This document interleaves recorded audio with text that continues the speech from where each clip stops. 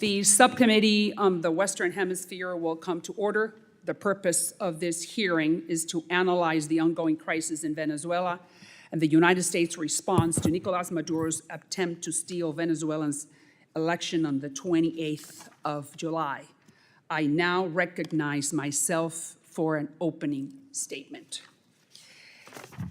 And I need to say that this is one of the most important hearings that I will do, or that I have done in my time in Congress, and the only one, unfortunately, that the United States Congress, including the Senate, will be conducting on the stolen elections in Venezuela. So in that country, in Venezuela, there is a cruel contradiction that has unfolded.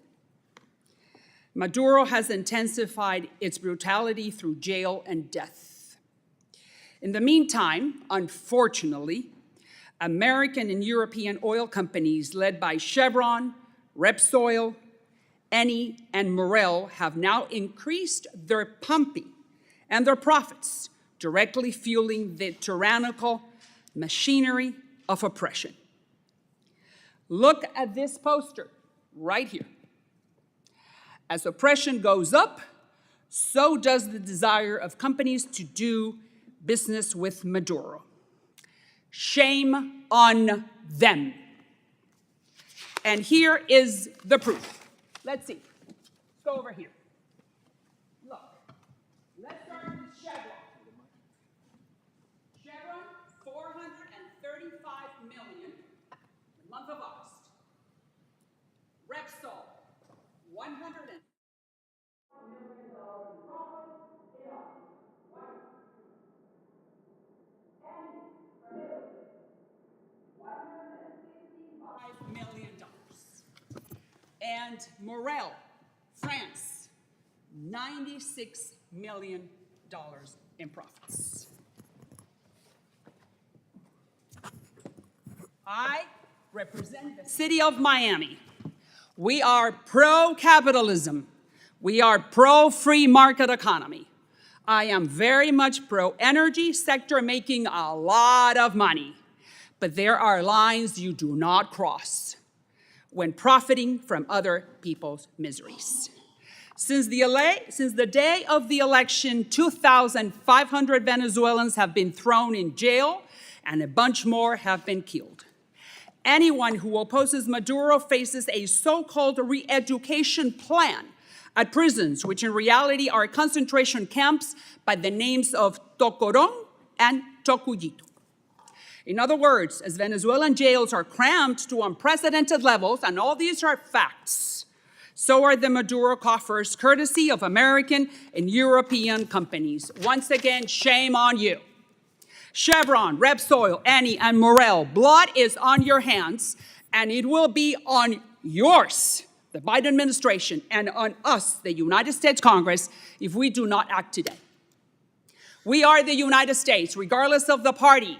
We are the beacon of hope. We are the land of liberty. We're the moral leaders of the world. We're the beacon of democracy. So let's behave accordingly. The Dems and the Republicans. Venezuelan oil exports are at the highest level in 4 years, close to 1 million barrels a day. Right here it is. Look, almost 900,000. Look at the graph. Last month, Maduro made $666 million. What a figure, huh? What does that remind you of? Exactly who he is, the devil. 666. So what is it that we have to do right now, the Dems and the Republicans together, specifically the Biden administration, who has all the power in your hands?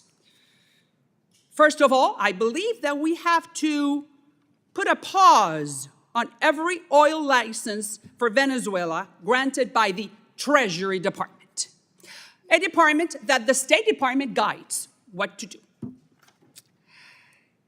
We know very well that we are in an election cycle and that the White House needs cheap gas at the pump because it's all politics. But you know, we can buy it from our friends, Guyana or Ecuador or Colombia, or we can pump it here at home. That's number one. Number two, there's a guy by the name of Edmundo Gonzalez who won the presidential election fair and square. He won 70% of the vote, according to all data. So why don't we recognize him as the legitimate president of Venezuela right now, as you, the Biden administration, accorded in Barbados? Maduro, you hold elections, and we are going to lift the sanctions. We lifted the sanctions, but he did not hold free and fair elections. Number 3, let's confiscate Maduro's buddies' properties. No more Disney World or Broadway, while Maria Corina Machado's supporters are being beaten on the streets and raped in jail. Spain, Argentina, and Panama should be doing the same thing. These assets are fruits of a poisonous tree with roots steeped in suffering. And finally, you know that Nicolás Maduro and Diosdado Cabello are wanted criminals by the FBI. We know it. It's on the website of the State Department website. So the Department of Justice should put a price tag of $25 million on their heads, which is the maximum amount that it's allowed by law. I am sure, distinguished gentlemen, that someone in the Venezuelan armed forces will be highly motivated to put their heads on a silver platter for that amount of money, period. That is what they deserve. If we, the Biden administration and the Republicans, do not fix this mess, we're going to have another 4 million Venezuelans knocking on our southern border tomorrow. They do not want to leave their home. So why don't we help them to stay? By bringing back democracy. Now I'm going to say a few words in Spanish for the Venezuelans who are watching me in Venezuela. Ustedes no están solos. Millones de ustedes en la oposición han hecho una labor titánica al frente de una mujer que es altamente especial y que pasará a la historia venezolana. La dictadura de Maduro se sostiene por el miedo, por lo cual significa que no va a poder sostenerse para siempre. No tiene el apoyo de la gente, ahí lo demostró las elecciones. Caerá y caerá pronto. Sigan de pie, no desfallezcan. Nosotros estamos con ustedes. Now, the chair now recognizes the ranking member, the gentleman from Texas, Mr. Castro, for a statement he may have. Thank you, gentlemen, for your testimony today on this very important issue in Latin America. And welcome to our witnesses from the State Department and USAID. Thank you so much for your work. This is a timely hearing on what I believe is one of the most pressing issues in Latin America, at least, the humanitarian and political crisis in Venezuela. First and foremost, let me be clear about the facts. I've said and continue to believe that the July 28th Venezuela elections represent the biggest opportunity for Venezuelan democracy in years. The Biden administration was right to support the Venezuelan opposition's efforts to negotiate the conditions for a competitive election. Nobody expected the elections to be free or fair, and they clearly weren't. The Maduro regime disqualified eligible candidates, intimidated voters, and attempted to manipulate the playing field to ensure his victory. And also, let me be clear, on July 28th, the people of Venezuela, amidst intimidation, threats, and harassment, overwhelmingly voted for Edmundo Gonzalez to be their next president. The regime, knowing it lost, and lost big, refused to release the election results as required by Venezuelan law. And so I know there's been some debate particularly in Venezuela and Latin America, about who has the burden of proof to show they won the election there. It was required by Venezuelan law for the government to release those results, and they did not. Despite this, and due to the brave actions of Venezuelans fighting for their democracy, the official tallies from over 80% of polling sites were released, uploaded online, and verified, clearly demonstrating that Edmundo Gonzalez received enough votes to win. In a shocking display of authoritarianism, the regime-backed National Electoral Council of Venezuela announced that Nicolás Maduro won the elections without releasing any election results. Following this transparent attempt to steal the election, the regime has engaged in mass repression and violence and intimidation of foreign governments, including through threats to diplomatic missions protected by the Vienna Convention. In doing so, Maduro has alienated the vast majority of the Venezuelan people that voted for Mr. Gonzalez and diplomatically isolated his own country in our hemisphere. I want to recognize that the Venezuelan opposition, against all odds, was able to unify and create a strong, diverse coalition of those ready for a new democratic chapter in their country. These were folks who ideologically were both on the right and the left. These elections created an opening for Venezuelan democracy, but it's ultimately an opening that must be followed up upon. We must continue to engage with the political opposition, both in country and exile, civil society, and local communities in Venezuela to find a real, durable path forward. We must work with our democratic allies in the region to explore all diplomatic avenues and present a unified front against Maduro's dictatorship. The United States is not and cannot be the primary actor here. Nicolas Maduro has attempted to characterize the overwhelming desire of Venezuelans for change as a plot of the United States to topple his regime, which plays into his hand. This is about the Venezuelan people's fight for their democratic rights. It's not about us. As important as the United States' actions are, our role is and should be a supporting one. Governments across the political spectrum, on the left and the right, have recognized Maduro's actions as illegitimate and unacceptable. That includes Chile, the Dominican Republic, Guatemala, Panama, Argentina, and others. Other nations, including Brazil, Colombia, and Mexico, have not recognized Maduro's claims of victory, an important signal. We must take advantage of each of our country's individual relationships and strengths to unequivocally stand behind those in Venezuela, not only in just achieving their goals of establishing democracy and protection of human rights, but to also address the humanitarian and migration crisis that has wide-reaching consequences around the region. Elections are but one part of the entire democratic process. As we have seen recently in Guatemala, Brazil, and even the United States, what happens between Election Day and Inauguration Day matters. I believe, as dire as the situation is, that it's not over. What happens in Venezuela matters for the United States and for the region. The ultimate outcome of this election, both in the positions and countries that take, countries take, and whether the results are ultimately honored, will be a significant test for democracy in our hemisphere. I hope during this hearing that the State Department and USAID will articulate how the United States will approach the next few months and how we'll support the democratic process in Venezuela. And I look forward to hearing from our witnesses on how the United States will support these efforts. I yield back, Chair. Thank you, Mr. Castro. And other members of the committee are reminded that opening statements may be submitted for the record. Today, we have witnesses from the State Department and the USAID who cover American interests in South America for the Biden administration. Starting with the Honorable Kevin Sullivan, is the Deputy Assistant Secretary for Brazil, Southern Cone, and the Andean Affairs for the Bureau of Western Hemisphere Affairs at the United States Department of State. And Mr. Enrique Roig is the Deputy Assistant Secretary for the Bureau of Democracy, Human Rights, and Labor at the U.S. Department of State as well.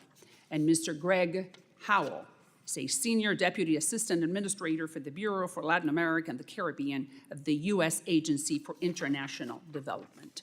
Thank you all for being here. Your full statements will be made part of the record, and I'll ask you to keep your spoken remarks to 5 minutes. I now recognize Ambassador Sullivan for his opening statement. And welcome, sir. Good morning. Chairwoman Salazar, Ranking Member Castro, distinguished members of the subcommittee, thank you for the opportunity to testify today. Could you use the mic, please? Thank you for this opportunity to testify today at this critical moment in Venezuela's history. The U.S. government has remained steadfast in our commitment to support the people of Venezuela in their democratic aspirations. Last October, the Venezuelan Democratic Opposition and representatives of Nicolas Maduro signed the Barbados Agreement, a roadmap for resolving Venezuela's political, economic, and humanitarian crisis by creating the conditions needed to hold competitive and inclusive elections in Venezuela. Soon after, Maria Corina Machado won the opposition's primary election to run as their consensus presidential candidate overwhelmingly, with over 90% of the vote. The U.S. government took steps to incentivize the competitive election. Also in October, the Department of the Treasury issued a temporary general license authorizing transactions in Venezuela's oil and natural gas sector for 6 months. However, in January, the Maduro-backed Supreme Justice Tribunal unjustly barred Maria Corina Machado from holding office, and her chosen replacement was also prevented from registering to run for president. In response to this anti-democratic behavior and repression by Maduro, Treasury announced the end of that general license for oil and gas activities, but we continued to push for a competitive presidential election. Just prior to the registration deadline, Maduro's National Electoral Commission allowed Edmundo González Urrutia to register as the opposition's consensus candidate. González campaigned throughout the country with Maria Corina Machado beside him, drew enormous crowds, and remained on the ballot through Election Day. On July 28th, the Venezuelan people turned out in truly historic numbers. More than 12 million Venezuelans voted in the face of threats, arrests, arbitrary rules, and intimidation. They voted to express their desire for peaceful democratic change in their country. Pre-election polls, opinion polls, election day exit polls, precinct-level results collected by Democratic opposition poll watchers all pointed to a clear victory for Edmundo González.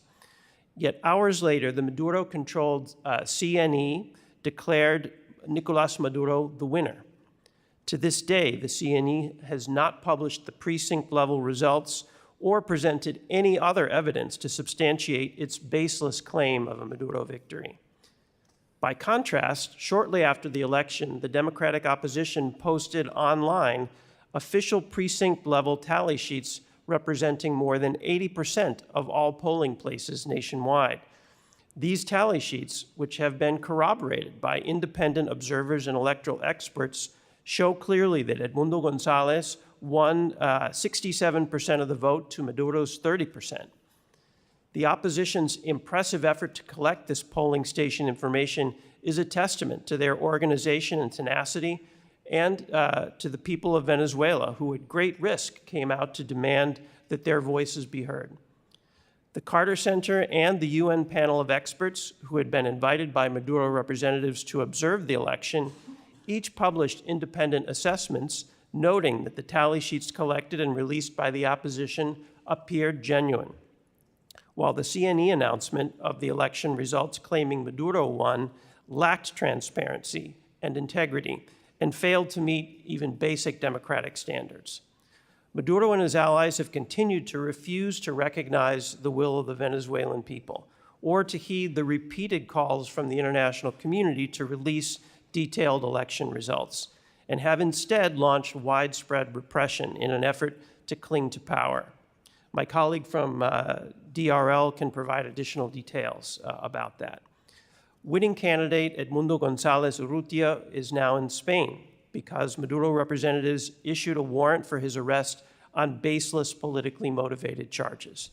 The United States and international partners have clearly signaled to Maduro and his representatives that their actions and fraudulent claims to have won the elections are unacceptable. Few governments have recognized Maduro's shameless attempt to claim victory. On September 12th, the Departments of Treasury and State announced sanctions and visa restrictions on Maduro-aligned officials for their role in election manipulation and the repressive aftermath of the elections. We're working with our partners in the international community to coordinate additional efforts to hold Maduro and his representatives accountable. Democratic governments in the region and beyond are unified in pressing Maduro for transparency and an end to the repression with strong U.S. leadership and support. The Organization of American States, for example, adopted a U.S.-led resolution by consensus.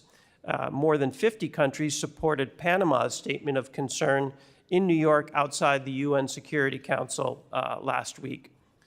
With the UN General Assembly approaching, we are leading additional lines of diplomatic effort with our partners to continue applying pressure. Distinguished members of the committee, if we had said 2 years ago that Venezuela would hold competitive elections resulting in a clear victory by a consensus candidate representing democratic change, few would have believed it. But that's where we are today, thanks to the Venezuelan people's bravery and resilience, the organizational capacity and resourcefulness of Venezuela's democratic opposition, and many other partners in the international community. A sizable majority of Venezuelans chose Edmundo González Urrutia and peaceful democratic change, not 6 more years of Nicolás Maduro. And the world sees that more clearly than ever after the July 28th election. The United States will continue to advocate for Venezuelan-led discussions that lead to respect for the will of the Venezuelan people, peaceful resolution of this crisis, a return to democratic norms, and an end to the repression and violence. The people of Venezuela deserve nothing less. Thank you. To you, Ambassador. Thank you, Ambassador Sullivan. I now recognize Mr. Roig for his opening statement. Thank you, sir, and welcome. Chairwoman Salazar, Ranking Member Castro, and distinguished members of the subcommittee, thank you for the opportunity to testify before you today about the ongoing human rights violations in Venezuela following the July 28th presidential election. The post-election repression in Venezuela has been both severe and unprecedented in the country's history. Nicolás Maduro's regime has resorted to a campaign of violence and intimidation aimed at suppressing the democratic opposition and the Venezuelan people. As of September 9th, there have been 24 deaths and over 2,000 detentions, including 84 minors, linked directly to the regime's crackdown on those contesting the National Electoral Commission's election results. The daily average number of detained or disappeared is nearly 10 times higher than the pre-election average. Security forces routinely stop citizens to review their WhatsApp messaging chats for potential organizing involvement and deployed an app for Maduro sympathizers to report suspected efforts to assemble. The anti-NGO law passed by Maduro's National Assembly in August, along with revival of the law against fascism, highlight Maduro's intentions to undermine civil society. These laws are designed to make it nearly impossible for NGOs and opposition organizations to operate in Venezuela, limiting their ability to provide services, organize, or campaign freely. The case of CNE Rector Juan Carlos Del Pino is particularly concerning. As one of 2 opposition-aligned CNE members, Del Pino exposed election irregularities, stating the CNE had no evidence Maduro won. He has since gone into hiding, fearing retribution. Edmundo González Urrutia, who won the most votes on July 28th, faces an arrest warrant without legitimate charges and has sought refuge in Spain due to credible threats to his and his family's safety. The Department of State, including the Bureau of Democracy, Human Rights, and Labor, remains deeply committed to supporting the Venezuelan opposition, human rights defenders, and civil society. We are engaged in direct communication with opposition leaders, including Edmundo González and Maria Corina Machado. Secretary Blinken spoke with both leaders shortly after the election to express U.S. concerns for their safety and support for their democratic cause, and continues to do so. We have also supported Venezuelan defenders of democracy through multilateral diplomacy. The Organization of American States passed a U.S.-sponsored resolution that calls for transparency, impartial review of the election results, and the protection of election integrity. Additionally, the United States continues to work through the UN Human Rights Council in supporting the renewal of the mandate of the fact-finding mission on Venezuela. The fact-finding mission plays a vital role in the international community's efforts to hold the Maduro regime accountable for human rights abuses. The United States also joined the European Union and 28 other governments in a Human Rights Council joint statement on Venezuela, demanding an end to repression and the release of detained opposition figures. It is also worth noting that on September 12th, the United States, along with 50 other countries, joined Panama's foreign minister outside the UN Security Council to call on Venezuelans to begin constructive and inclusive discussions to restore democratic norms. Despite these actions, the operating environment in Venezuela remains dire. NGOs and opposition figures struggle amidst violence, legal harassment, and censorship. The Anti-NGO Act criminalizes essential civil society activities, restricts international funding, imposes burdensome regulations, and threatens organizations challenging the regime's narrative. Maduro's regime also controls the media landscape, making it difficult for the opposition to disseminate their message.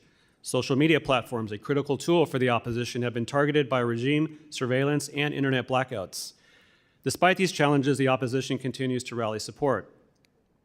Unfortunately, direct access to detained figures such as opposition leaders or activists remains extremely limited. Maduro has made it clear that international organizations and governments will face barriers to oversight, as demonstrated by the closure of the OHCHR office in Venezuela. Implementing programs is increasingly difficult, with many activities revised or postponed given the ongoing repression. During the most intense digital repression wave the country has ever experienced, DRL programs have maintained uninterrupted access to blocked content. DRL programs have also been documenting cases of political prisoners and arbitrary detentions, informing the world on current patterns that have emerged post-election. Additionally, DRL programs have helped unify communities and networks that share the desire for a restoration of the other countries' democracy, and DRL remains committed to continuing its essential support. In closing, the human rights violations and abuses following the July 28th election in Venezuela are a direct attack on the country's democracy. Maduro's regime uses severe repression to systematically stifle dissent and cling to power.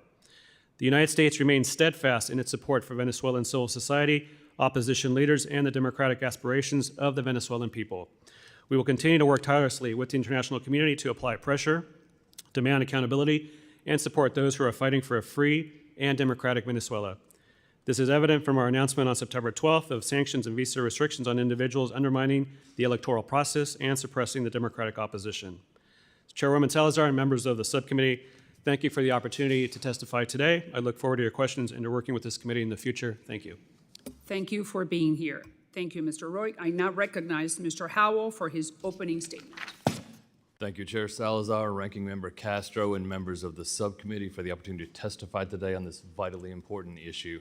As you know, on July 28th, the Venezuelan people went to the polls en masse to let their voices be heard. Their message was unequivocal. By historic margins, they chose Edmundo Gonzalez, a former diplomat, to bring about a new era of change and democratic governance in Venezuela.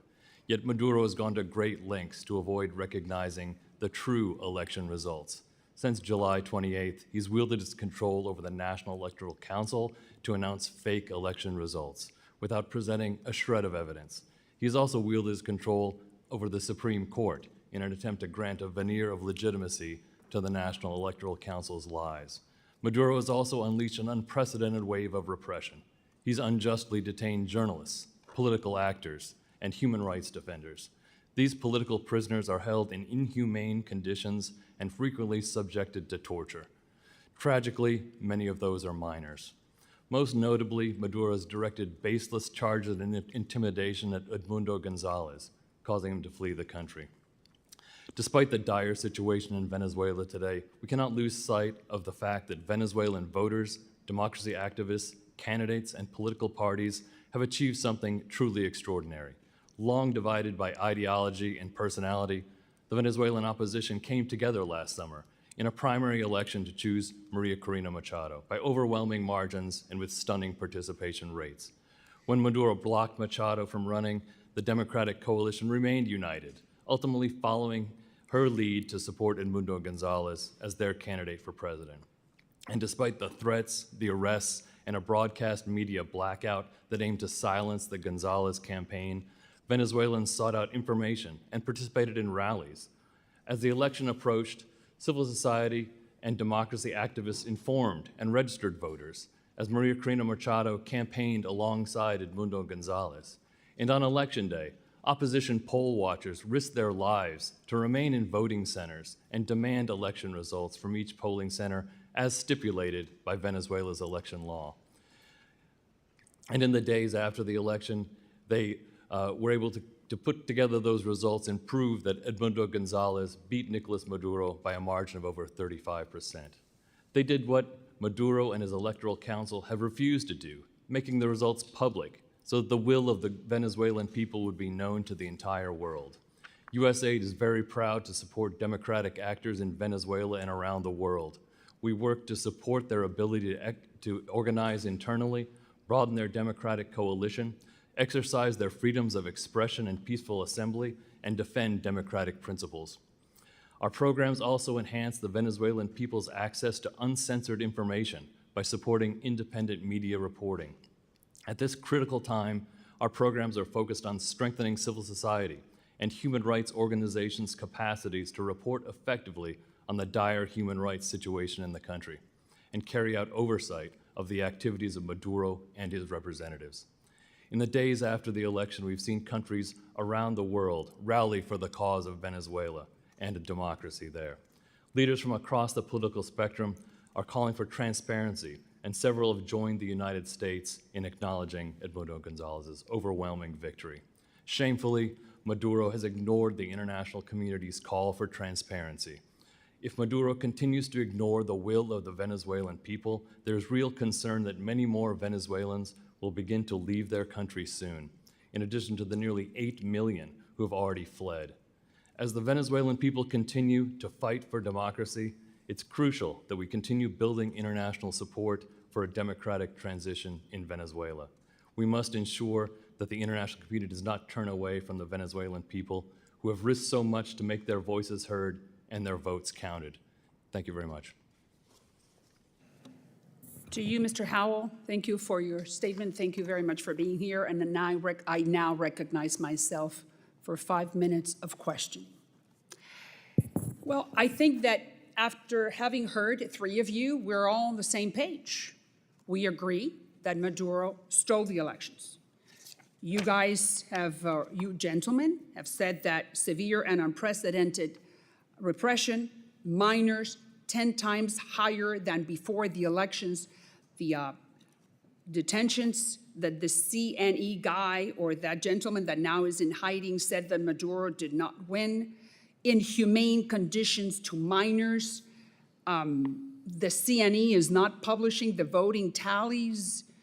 So we all agree. So my question this to you, to Mr. Sullivan, is what? On September 1st, 33 days after Maduro did everything that you guys described, the United States renewed the license for Chevron to operate in Venezuela. If you don't have money, you do not have money to grease the repressive apparatus or the police state. Why did you do that?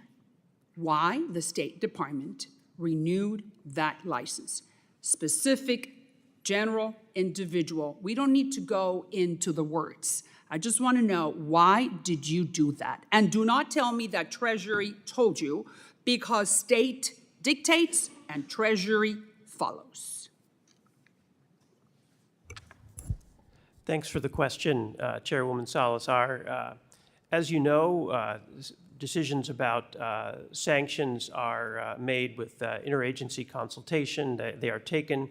The sanctions are administered by the Treasury Department, and they make the announcements on them. State tells Treasury what to do. Do not try to fool me, Mr. Sullivan. We know that the State Department is the one that dictates foreign policy. And if the State Department did not want Chevron and Repsol and the others to have a general or individual or specific, whatever type of license, Treasury would have not granted it. Am I correct? We continue to review our sanctions policy. Yes or no? Why did you, the State Department, renew the license for Chevron, our company, 33 days after Maduro did everything you guys described? There has to be a reason. Did the White House put pressure on you? Did they call and say, hey, we need free, cheap oil?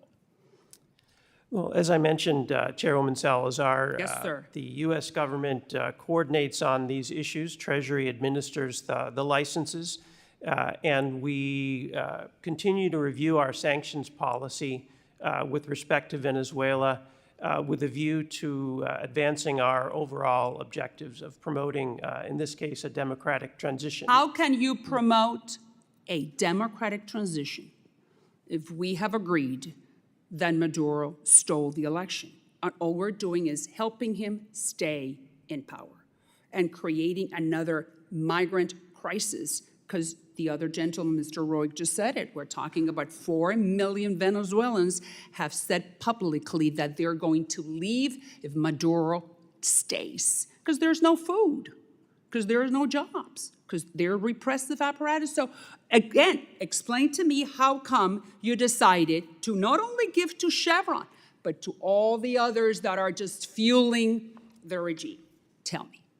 So since the election, as you've seen, the U.S. has been very active with our international partners in developing concerted international pressure in favor of transparency, publication of the You are tally not sheets. answering my question, Mr. Sullivan. Why did you renew the oil licenses for Chevron? Why? So administration of our sanctions policy is something that we do as part of our overall diplomatic strategy in Venezuela. And we continue to review that policy, trying to choose targeted actions that will best contribute to our overall efforts to create conditions for the Venezuelan I peoples to be understand, respected. but you sponsored the Barbados Accords. And the Accords said that you were going to lift sanctions, meaning the State Department, the United States of America was going to lift sanctions if Maduro played by the rules that he signed in Barbados. Maduro, to just explain, did not play, not even by one of the rules. So then why did you give the ability for them to continue making money? So I think you know, Chairwoman, that we, about a week ago, announced additional individual sanctions to hold accountable some of the key officials that were involved with the electoral manipulation that we're talking about, as well as some of the brutal repression that we've detailed in our testimony. That was a way in which we are beginning to hold accountable those associated with Maduro who have been most responsible. And that is fantastic. Those people then cannot leave Venezuela and go to Disney World or go to Broadway or enjoy the fruits of what they stole. I got it, but I'm talking about our oil companies. And not only ours, but you're not answering my question. So I'm going to go to the next one. 50 companies have applied for a Venezuelan oil license. 50. Shell from Netherlands, did you grant a license? Yes or no to Shell? I would refer you to OFAC and the Department of Treasury with respect to decisions on Treasury individual- follows state. Did you advise Treasury, yes or no, on Shell? And I'm going to make it easy for you. Shell, ONGC Videsh from India, Amos Global from the United States, Kirui Petroleum from Chinese. Because the thing is that the international community, since they don't want to have a problem with the United States, they come to the United States government and says, hey, could I do business with Venezuela? You will not be upset if I do, right? So that's why we have to grant licenses to other people who are not Americans. So I'm asking again, Chevron and the rest, 50 companies, how many licenses have you granted?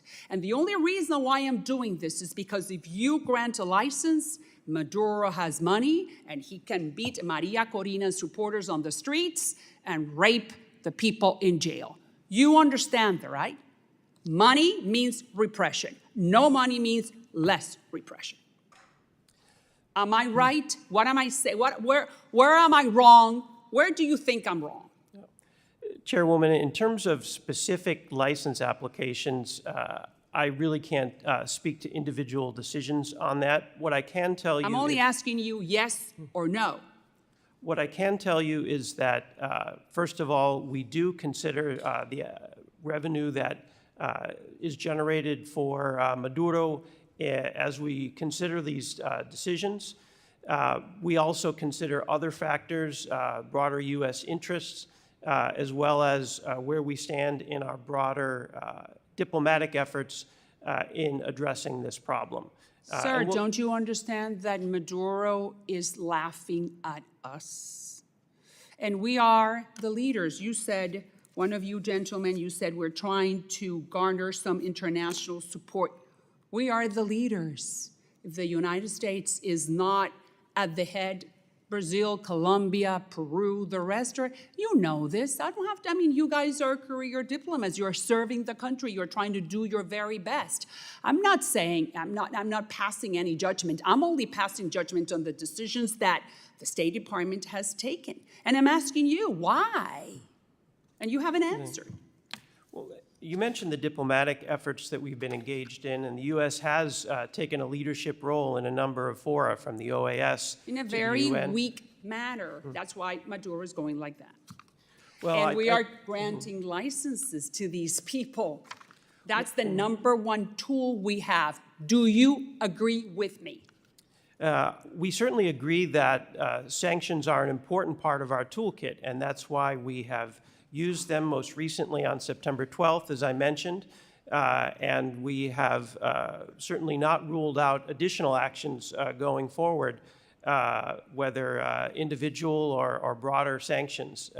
Those All are right, so I'm things- going to ask again, and then you're not asking me, you're not answering, and I understand your position. We're in a democracy. You are not telling me, you're not giving me any information. Is there any way that there is a conversation in Treasury or in the State Department to make a decision, consider the possibility of putting a pause on any of these licenses? Yes or no? Yes, in the sense that we Good. are always assessing how we can best utilize our sanctions. Do you think that there is a movement within the State Department, starting with Secretary Blinken, to put a pause on any of these licenses and send the message to Maduro, no, my money it's no more money's coming in? So we are going to continue to consider the whole range of sanctioning options that we have available based on what we see from Maduro, how the situation develops, as well as what we think is going to be the most effective response. But sir, you're sending a very weak message to Maduro. I'm sure they are analyzing this hearing to the T. Now, next one, Gonzalez. Why don't we recognize him as the legitimate president of Venezuela, like we, past administration, did with Guaido? Why don't we say, yeah, Gonzalez is the legitimate president of the country? Why don't we do that? There's absolutely no doubt that Edmundo González Urrutia won the most votes in the election. We've said that clearly. Many other governments have also said that. As my colleague mentioned, the Secretary of State has spoken with Edmundo a number of times Why now. don't we recognize him? We can talk to him 1,000 times, but we got to say publicly, we, the United States, we believe you are the legitimate president, just like we did with Guaido. Why don't we do the same thing with Gonzalez? So we have recognized that he won the election, and we have called on the Maduro institutions to release the tallies that show that he won the election, as the opposition has essentially already done in the case of 80% of the polling stations. We have also categorically rejected the efforts of the CNE to certify Maduro as the president-elect of Venezuela, as well as the TSJ's efforts to ratify that certification. And in addition, Very weak. in We addition are to very weak in the eyes of the Maduro regime, and it's costing us and the rest of the hemisphere. Mr. Roig, 4 million Venezuelans, or Mr. Howell, if you want to give me your opinion, 4 million Venezuelans will be knocking on our door very soon. They have said it, they have announced it. If this money coming in continues, 1,000 Venezuelans are leaving every day. What can we do about that? Because the border is, I mean, we're allowing them because it's asylum, political asylum they're asking. So how do you see Mr. Roig or Mr. Howell? Thank you, Chairwoman Salazar. USAID and U.S. government is working very closely with countries across the region, including Brazil, Colombia, and Ecuador, which have made very bold policy commitments to welcome migrants into their communities. They can't and their hold any more. It's 8 million Venezuelans who fled. Most of them are in South America. Those countries do not have the public services to provide to these new migrants. So they're coming to the United States, including El Tren de Aragua, because you know that everything comes in, unfortunately. So do we have any plans? Yeah, again, we're continuing to strengthen the capacities of those governments, in particular Colombia, Brazil, Peru, Ecuador. Surveys have shown that migrants from Venezuela prefer to migrate to those countries, and we'll continue to work with them to build their capacities both at a national level and a municipal level to be able to welcome migrants from Venezuela. But currently, we're not seeing a significant uptick in migration since the election, but certainly it is a concern. Thank you. I now recognize Ranking Member Castro for 5 minutes, and thank you for your patience. I'm going to allow Representative Stanton to go first because he's got a plane to catch. Thank you very much, Ranking Member Castro and Chair Salazar, for your leadership and putting together this very important hearing. Thank you to the brave voters, opposition leaders, and election observers in Venezuela for their belief in democratic systems. On July 28th, Venezuelans turned out in impressive numbers to vote for the return of democracy, economic opportunity, and rule of law, and yet their votes were ignored. Maduro still claims to have won, declaring without proof that he won over 51% of the vote. Maduro's lackeys have cracked down violently on protests, killing 24 people, arresting almost 2,000 political prisoners, and the opposition candidate Edmundo Gonzalez has been forced into exile. And of course, Edmundo Gonzalez wasn't even supposed to be the candidate. Maria Corina Machado overwhelmingly won the primary elections, but was wrongfully removed from the ballot by the Venezuelan Supreme Court. Deputy Assistant Secretary Sullivan, the U.S. has recognized Gonzalez's victory on August 1st. Tell us how the administration came to this conclusion. Thanks for your question, Congressman Stanton. As I mentioned earlier, we drew the conclusion that Edmundo Gonzalez Urrutia had clearly won the most votes, primarily based on the opposition's release of the tally sheets from over 80% of the voting tables and the judgments of international electoral experts on the authenticity of those returns. Based on those returns, there was no mathematical way that Nicolás Maduro could have won, even if if he'd won every outstanding vote remaining in the other 20%. It really was an overwhelming election. And at this stage, really the whole world knows that Nicolás Maduro lost that election. I think there's almost unanimity of views on that. The Venezuelan people know he lost. The Venezuelan military knows that he lost. And all over the international community, I think that fact has been recognized. I would note that also the results of the actual election coincided very closely with credible polling prior to the election, as well as exit polling that was conducted on election day. So they're just further indications of that. So really, it's remarkable that we are here now, that that election happened, that the opposition was able to run in it, that they were able to capture the results from that election and present them in a credible way. Our job now in the international community is to support them as they seek to ensure that the will of the Venezuelan people is respected and that the democratic transition that Venezuelans overwhelmingly voted for actually happens.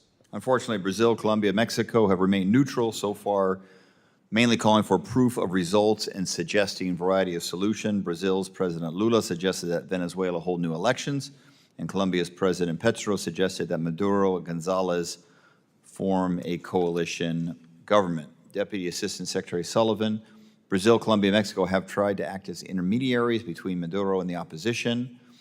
Have there been any success in that regard? How do you anticipate that President-elect Claudia Sheinbaum inauguration will change Mexico's focus on Venezuela? She, of course, will be inaugurated October 1st.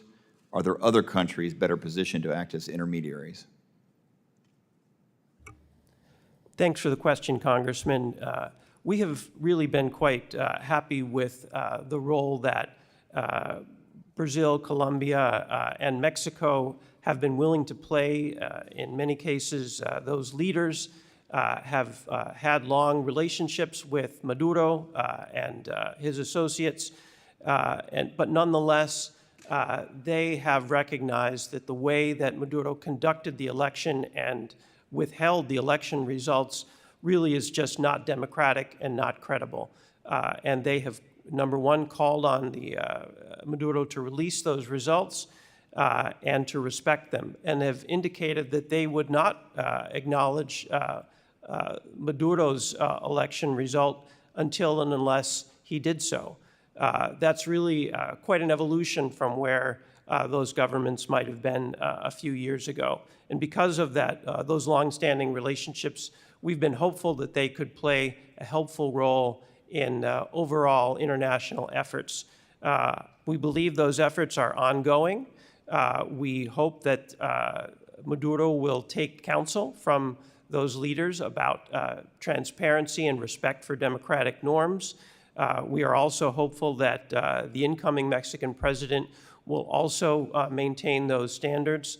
We, of course, have engaged with a much broader range of international partners, both in the region, in the Americas, as well as in Europe and beyond. We've found enormous support for respect for the democratic process in all of those places. So we are hopeful that concerted international pressure will have a positive effect, and we'll continue to work with any countries who can help promote a Venezuelan-led dialogue that can get us to a peaceful democratic transition. Thank you very much. Ranking Member, thank you for your professional courtesy. Thanks to you, Representative Stanton. Now we are going to give the time to Representative Green from Tennessee. Thank you. Thank you, Madam Chairman. The crisis in Venezuela is tragic. Millions of citizens disenfranchised, nearly 2,000 are imprisoned, including children. Dozens have been killed protesting the violation of their rights, all while the government issues this constant stream of lies and propaganda. But it's really not new. It's all too familiar. The methods of repression that we've seen in Venezuela in recent weeks are textbook Cuban tactics for crushing dissent, terrorizing people. And it's hardly surprising to those of us who've been paying attention. The expansive Cuban presence in Venezuela answers a lot of questions about the nature and intentions of the Maduro regime. Back in 2021, under the Trump administration, the State Department reported, and I quote, "The Cuban intelligence and security apparatus has infiltrated Venezuela's security and military forces, assisting Nicolas Maduro to maintain his stronghold over his people while allowing terrorist organizations to operate freely." As Maria Corina Machado said in a recent interview, and again I quote, "We have known for a long time that Cuba has had a terrible impact in multiple areas, in methods of repression, persecution, espionage, and torture. And we've seen truly heartless things in recent days. But not only are these tyrannical tactics similar, the U.S. response to them is also strikingly familiar. Just as Democrats turned a blind eye to the Cuban repression and the Biden-Harris administration relieves pressure on the Cuban government, so too are we seeing the same thing happening with our diplomatic relations with Venezuela. Despite the Trump administration's refusing to recognize the fraudulent Maduro regime in 2019, along with the EU and 14 other countries in the Western Hemisphere, the Biden and Harris administration decided to change course and bring the Maduro regime back into the fold. From releasing a criminal and high-ranking Maduro ally to providing sanctions relief leading up to the stolen election, this administration paved the road on which Venezuelans and their rights were trampled by Nicolas Maduro. Evil flourishes in the absence of strength. Given the abject failure of this administration to maintain strength and diplomacy with both Cuba and Venezuela, my question is this: what is the administration planning to do or say about the malign Cuban influence in Venezuela that is helping Maduro in his refusal to accept the will of the Venezuelan people and terrorize those demanding respect for their vote? And I'll go with you, Ambassador Sullivan. Thank you, Congressman. I would say that certainly we've all been horrified by the increasing repression we've seen in Venezuela, particularly since the electoral result. My colleagues have detailed some of the really disturbing aspects of that, including the targeting of minors in some cases. These are... Yeah, you don't have to go back over the horrible things that have happened to consume time. Just tell me, first, let me just ask this. Is Maduro being helped by Cuba to stay in power? Yes. Okay, so what are we doing about that? So you mentioned some of the reports and assessments that the U.S. government has done in the past on Cuban involvement in Venezuela. We have not seen recent specific information on that in terms of their involvement in recent days, but it's something we're continuing to monitor and can address when we have a clear case. You're avoiding the question or the answer to the question. I mean, you're doing more research. Got it. You're digging more in to figure out their degree of involvement. I'll be happy What are to- we doing to stop it? I'll be happy to take your question back, and we'll provide you with additional information. Okay. How has, again, to you, and I think your title isn't, it's Deputy Secretary, right? Deputy Assistant Secretary. Yes, Deputy Assistant Secretary. My apologies for that. How has the Maduro regime's, crackdown and corruption and all this pushed immigration into the United States?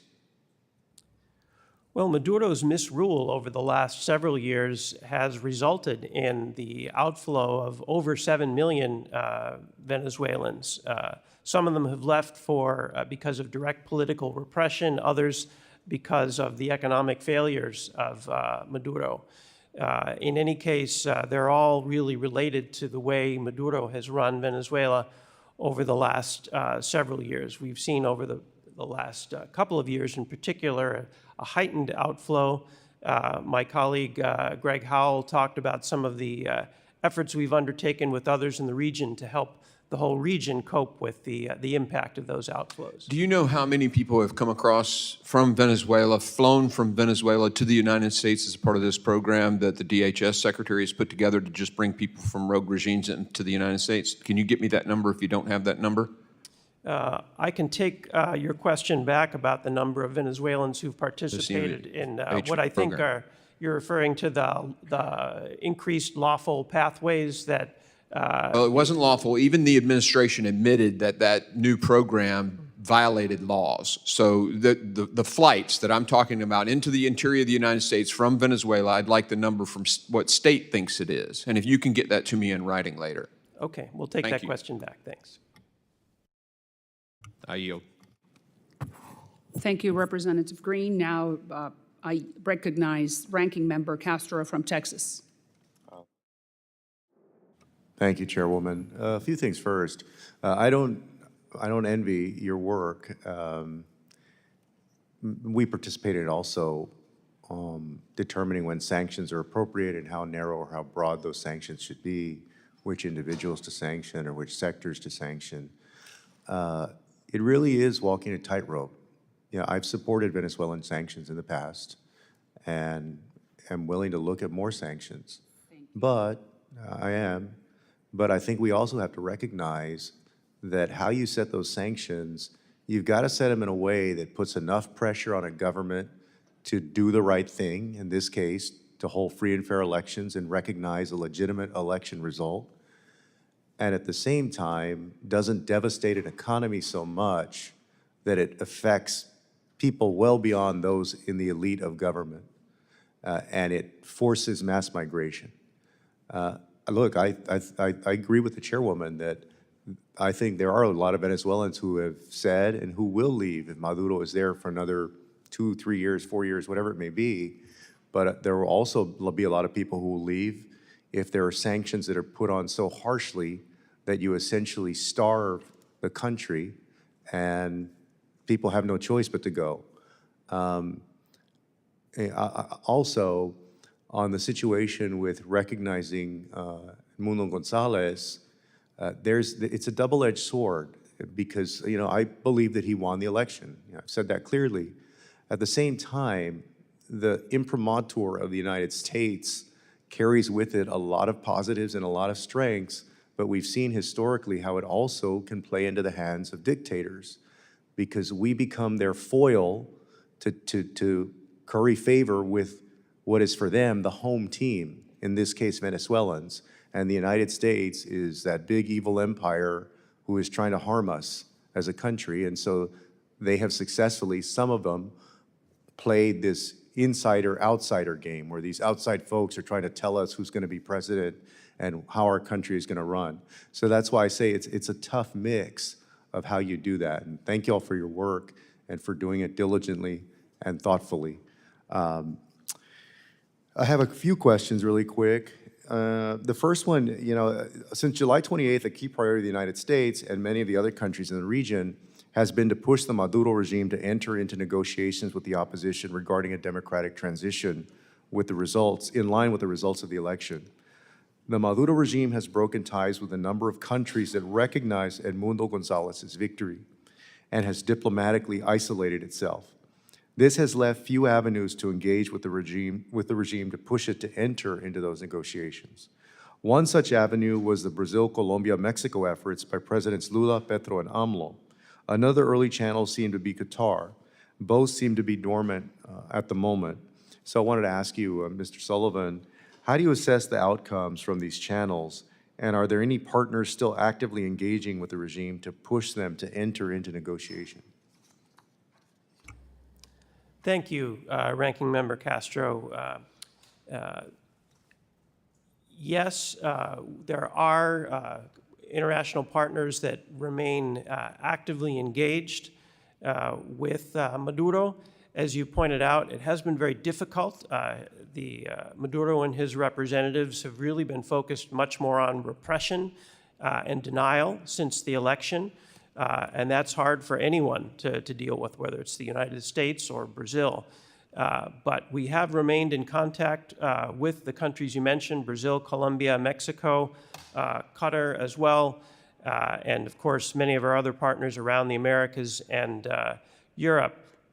There are really a number of countries that are prepared to be helpful, each one coming from where they are with the relationships that they have. I should point out the United States also remains very open to engagement to try and promote the kind of negotiated, peaceful, democratic transition that Venezuelans clearly want. But it does take two to tango. Unfortunately, I think none of our partners has perceived real openness or any flexibility so far from Maduro. But I would go back to your opening statement, Ranking Member Castro, and when you talked about this being the biggest opportunity that we've had for a long time in Venezuela. We continue to believe that's the case.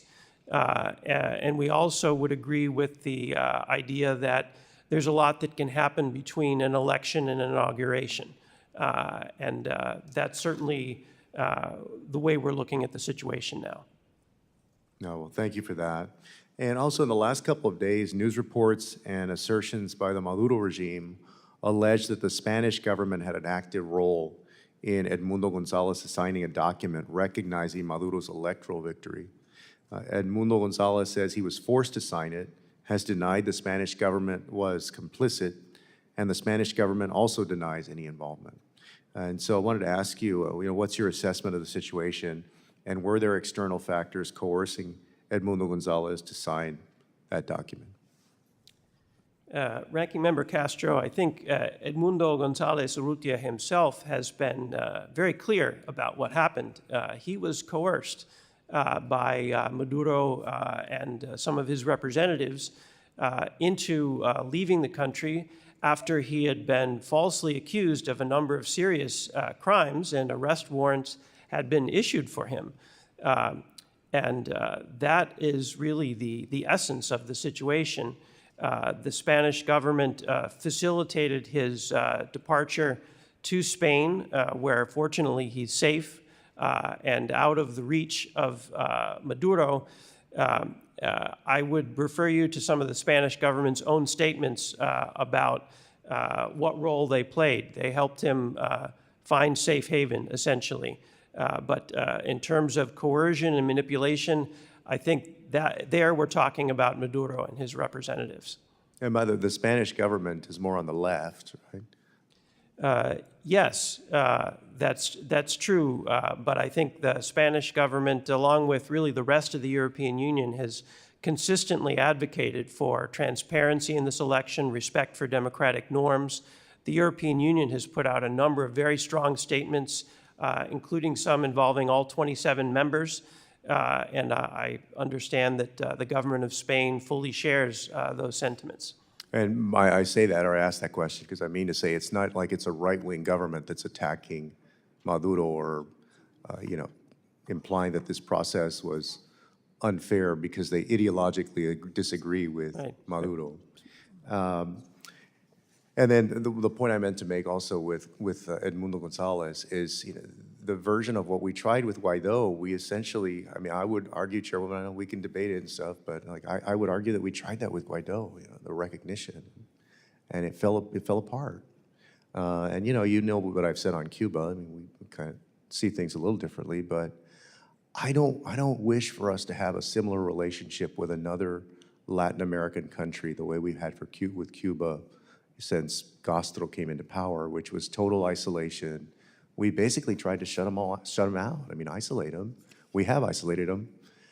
And, the Castros are gone, but it's still the same government. They're driving cars from the 1950s. Nothing's changed. You still have a lot of poverty.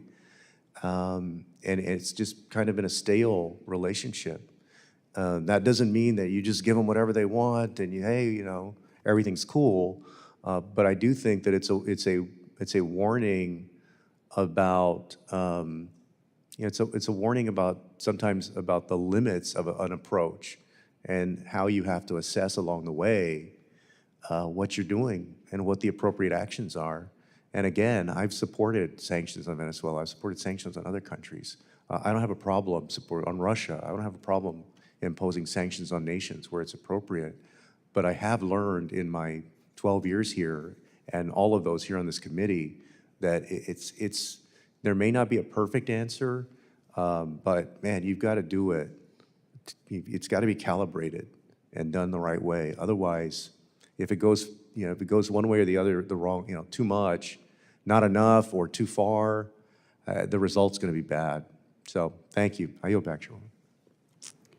Thank you, Ranking Member. I now recognize for 5 minutes Representative Self from the state of Texas. Thank you, Chairwoman. This committee has done a very good job. Rather than replow old ground, I want to review, first of all, the panel that we have in front of us, and this has a purpose.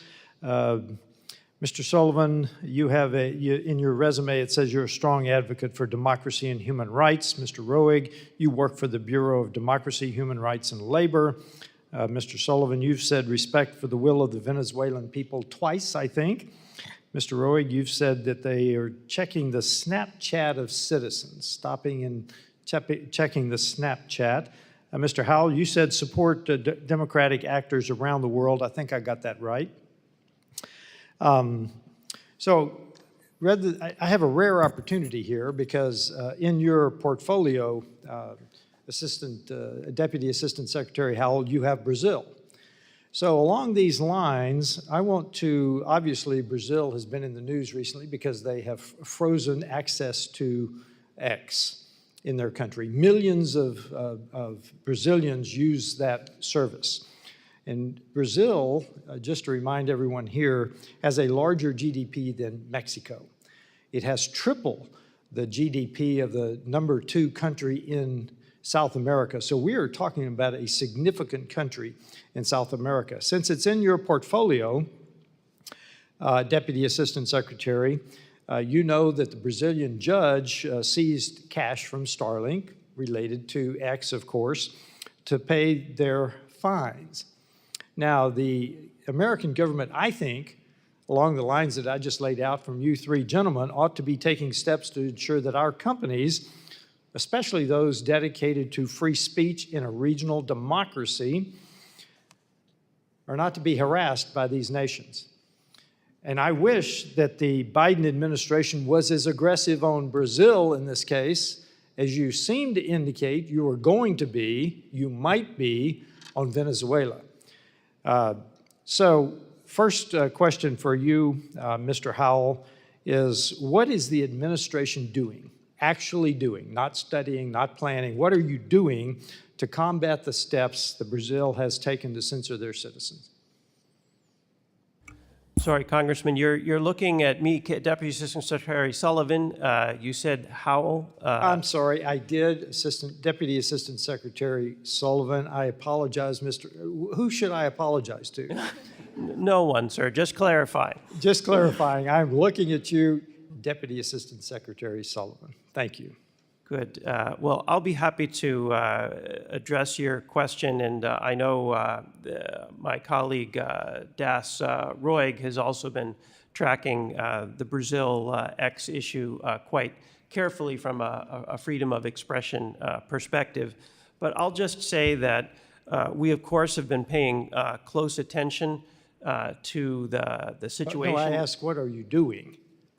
So we have been in touch with the company, and we have also expressed publicly our ongoing commitment to freedom of expression issues broadly. We have not commented on the specific legal matters because that's not something that we typically do in a case like Brazil. Okay, very good. The Department of State gives $160 million a year to something called CEPS. For those of you not familiar with it, it's a consortium for elections and political process strengthening, CEPS.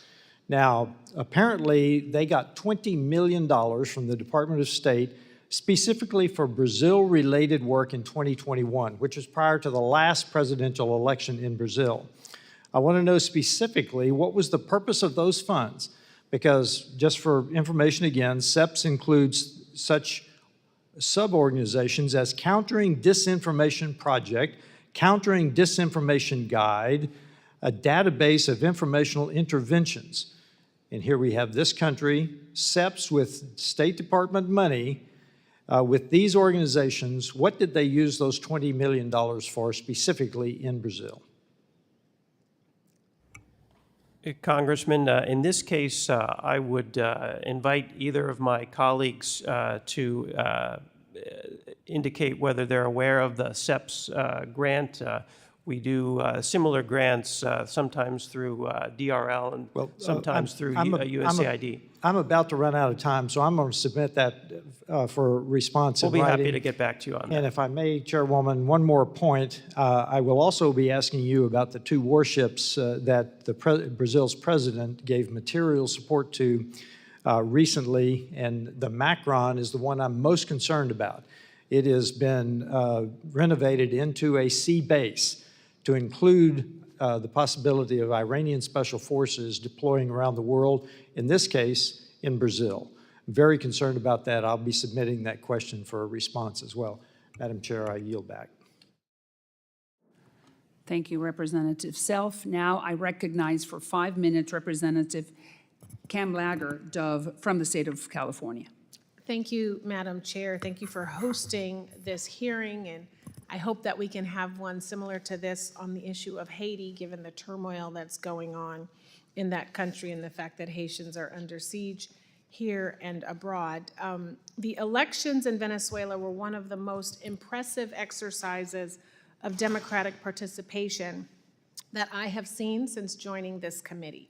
In the face of incredible repression and intimidation, the people of Venezuela came out in full force to deliver a resounding verdict against Maduro's authoritarianism. And I want to point out that after 6 years of political stagnation and a worsening humanitarian crisis in Venezuela, it was diplomacy that created an opportunity for Venezuelans to make their voices heard and have agency in their country's future. I also want to say it was diplomacy that brought home 10 Americans, including one of my constituents. And talking points are just that until it's somebody's child. And I prayed regularly with my constituent's father to have him come home. So if there's going to be an alternative outcome for Venezuela, it is going to have to include intensive diplomacy in concert with our regional partners. Deputy Assistant Secretary Sullivan, there's been a lot of discussion about sticks. What are the carrots that are on the table? And is the United States prepared to consider sanctions, relief, or lifting of indictments or other forms of support for officials who have exercised courage and have respected the outcome of Venezuela's elections? Thanks very much for your question, Congresswoman, and I really appreciate your highlighting the important role that diplomacy played in helping us get to competitive elections in Venezuela, as well as releasing the wrongfully detained Americans last year. We were all very happy to be part of that. In terms of sanctions relief and carrots in general in this situation, we have indicated that we are prepared to look at sanctions relief of all kinds if the Venezuelan democratic process proceeds, if the will of the people is respected. I think that's clear. In terms of our individual sanctions, really they are always put in place as an incentive for individuals to change their behavior in a positive way. We are in a position to review sanctions in the case that individuals, instead of disrupting democratic processes or conducting repression, actually contribute to a positive outcome. Absolutely. I would also highlight that in terms of carrots, really what all of us are looking for is a peaceful democratic transition and as Edmundo Gonzalez, the winner of the presidential election, has said, national reconciliation. I think he has talked, along with Maria Corina Machado, about building a Venezuela for all Venezuelans, that all Venezuelans where they can feel comfortable, where they can go on with their lives, and where people can leave behind the terrible crisis and strife that have gripped the country for years now. And really, in our view, most of the carrots that would be involved in a transition really have to come through Venezuelan-led negotiations that we, as the U.S. government, can support. But there are, of course, a number of issues and angles that the U.S. government does control, and we're happy to put our influence at the service of that kind of national reconciliation. Thank you. Das Roig, I think the fact that Brazil has allowed Argentina to operate under its flag is a really big deal. We know that Maduro has taken unprecedented steps to intimidate other countries, including breaking off diplomatic relations with Argentina, for sheltering 6 Venezuelan opposition members, and then revoking Brazil's authority to represent Argentina's interests. I think this is a violation of the Vienna Convention. So what is your assessment on the kind of cooperation that these countries can expect from Maduro? Will it be the same as it has been in the past? Congresswoman, thank you for the question. I mean, here, what I would say is that both Argentina and Brazil have stated their positions clearly. We've expressed our unwavering support for both the governments of Brazil and Argentina in the face of threats to the Embassy of Argentina in Venezuela, as we've also called for the immediate and unconditional release of those unjustly detained and for the safe conduct to allow for the secure departure of Venezuelan democratic opposition leaders from the Argentine embassy. So that's been our clear position on the issue with regards to what's happening with the embassy. Thank you. I'm out of time. I will submit my last question to have you all respond. And I just want to thank the chair for giving me flexibility with these extra seconds. And I would like to use your Chevron charts in my Natural Resources Committee. I'm putting that on the record. I would love it.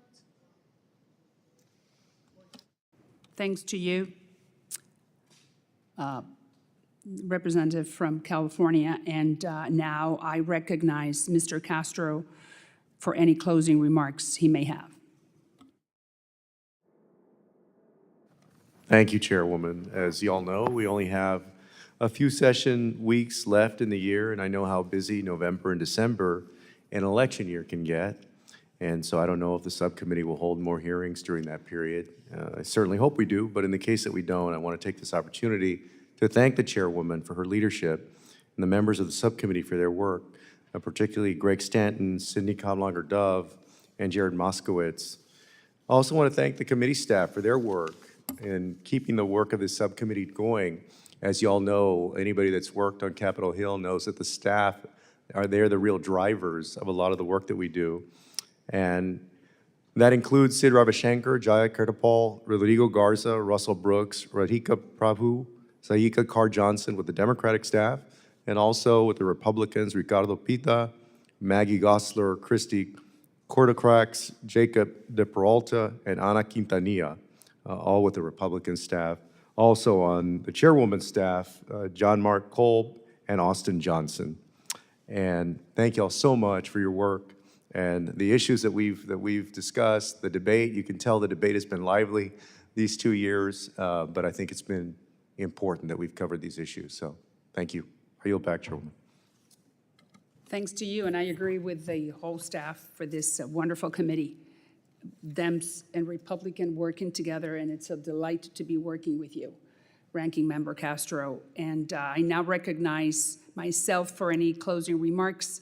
I wanted to thank all of you for being here. As I said at the beginning, this is not a partisan issue. This is an issue that is of high regard and extremely important for Democrats and for Republicans, because we all want democracy, freedom, free market economy, and have a prosperous hemisphere. Before I mention or I express my closing remarks, I have one more question, which I just would like you to confirm, Ambassador Sullivan. We have reports that between October 2023 and May of 2024, Maduro's coffers received between $1.1 and $1.5 billion because of the sanctions allowed by the United States government. Could you confirm that figure? Chairwoman, thanks for the question. We can't confirm a particular figure. There have been a variety of estimates of the revenues that Maduro has received. There are some commercially available, but I can't confirm any particular number today. Could you share the numbers that you feel comfortable with? Because you need to, I mean, I'm sure that you have tallies of how much the Maduro regime is receiving because of our concessions. I'll take that question back. So if you can next week, we would like to see if we can gather that information from the State Department, if that it's possible. Sure, we'll get back to you. My closing remarks are extremely sad. I'm very worried. The Biden administration has not done what it committed to, which was to follow the Barbados Accords. If Maduro followed what was agreed on and committed to, which was to respect the results of free and fair elections in Venezuela on July 28th. It was very clear that we were going to lift the sanctions, but if he did not, then the sanctions were going to be reimposed. And that did not happen. And that is highly disappointing, very disappointing. The Democrats, unfortunately, and you know I'm one of the most bipartisan members of the United States Congress, the Biden-Harris administration have not been present, and they have not helped the millions of Venezuelans who voted against the Maduro regime. And there was an agreement, the Barbados Accords, and we, the United States, we did not follow it. And that is highly disappointing. because I would have wanted the Biden-Harris administration to step up to the plate and help Maria Corina Machado. I would have been the first one saying, bravo, Mr. President, but he did not. So if Maria Corina Machado goes to jail, it's clearly on the Biden administration. And I want to leave that on the record because Edmundo Gonzalez left. She is the last man standing. Do you agree with me? Congresswoman, Chairwoman, we have great respect for the incredible bravery and work of Maria Corina Machado. We are very closely tracking her welfare and will continue to do so as this situation unfolds. We remain in close contact with her. Thank you. I thank the witnesses for their valuable testimony and the members for their questions. The members of the subcommittee may have some additional questions for the witnesses, and we will ask you to respond to those questions in writing. Pursuant to committee rules, all members may have 5 days to submit statements, questions, and extraneous materials for the record, subject to the length limitations. Without objection, the committee stands adjourned, and thanks again for being here.